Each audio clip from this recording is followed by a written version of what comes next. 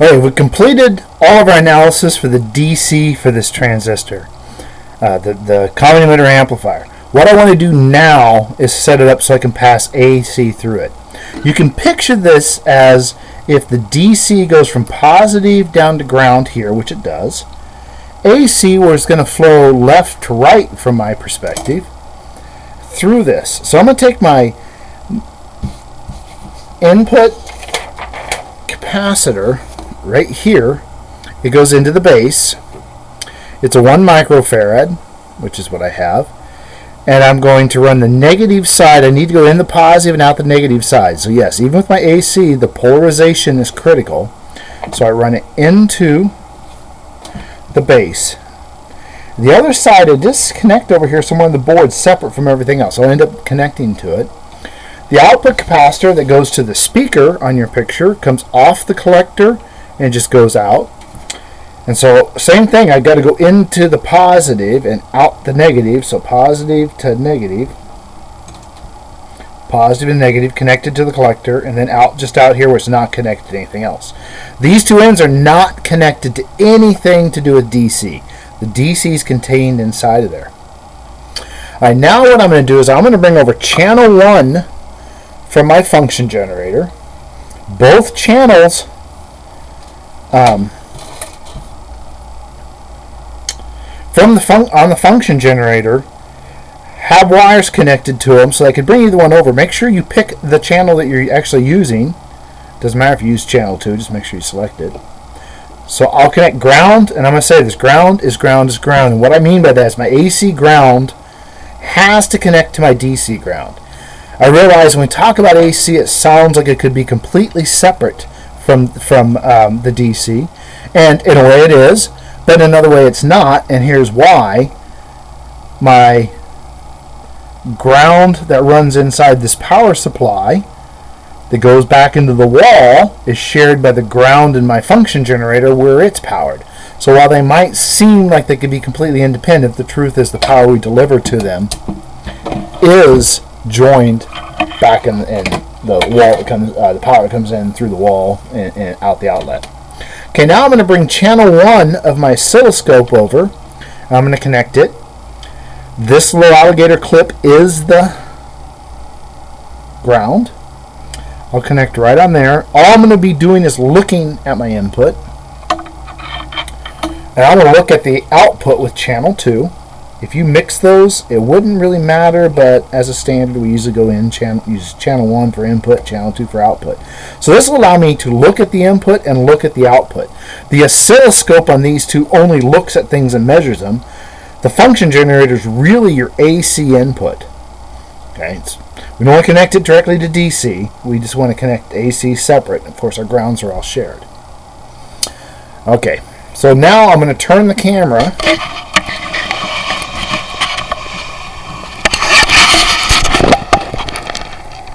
And I'm going to, that's not going to work.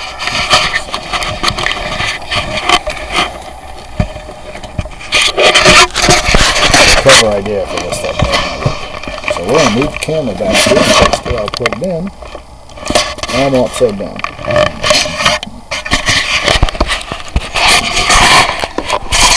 Apologies for trying this on you. I thought I could just turn it right there. I kind of can. What I'll do is I'm just going to take you over to our function generator and hold it right there.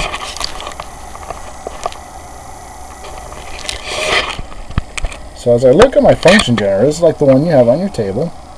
Notice it's off, so I'll hit it output. That'll put something out. It is set right now at 3 volts peak to peak and 1 kilohertz.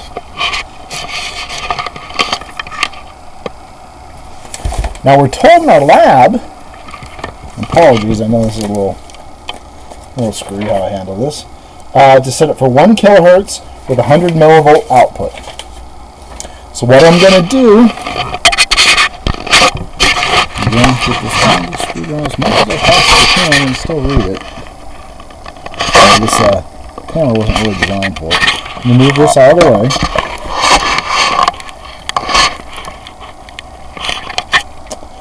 I want to set for 1 kilohertz and I want to set for 100 millivolts. So I'm going to hit amplitude 100 millivolts RMS. Now I'm going to go over, I'm going to let you look at what I have on my oscilloscope, and I'm going to hit auto set. Try to get me my input AC. Looks like right now I don't have anything coming out. We'll have to check that. There we go. I had to hit channel 2 to bring it up. Channel 1 shows me it's 100 millivolts, 1 volt. Let's see what my measurements actually are.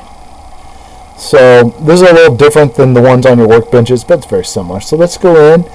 We want frequency. And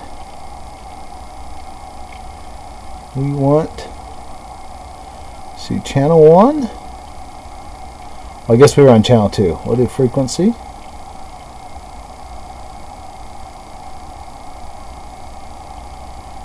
And we want to kind of scroll through these.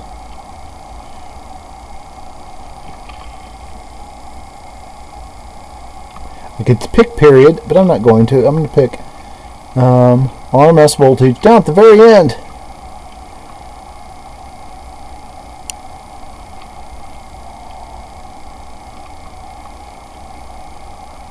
So we can go for RMS. I got channel 2, which we already have RMS. So let's get out of these.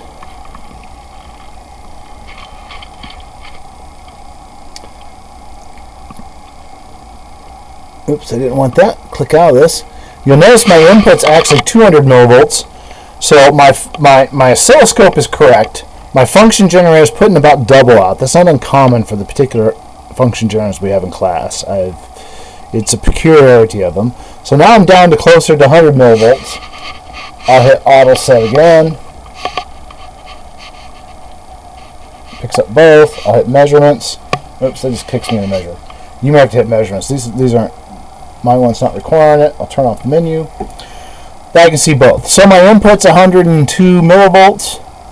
And I don't have channel 2 set, so let's go down to channel 2.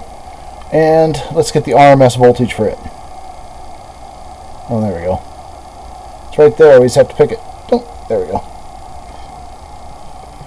So now I can see that my RMS voltage on channel 2 is 956.2 millivolts, almost 1,000. So it's almost 10 times bigger than my input. So that tells me my gain is a gain of 10, and that's roughly what I expect out of this amplifier. You'll also notice that my output is 180 degrees out of phase with my input, which is what we said the common emitter will do. It does voltage amplification and it inverts. Okay, so we're done now with this part of the lab. I apologize for all the camera fun I did live with you, but hopefully it's at least illustrated. You can see the equipment work.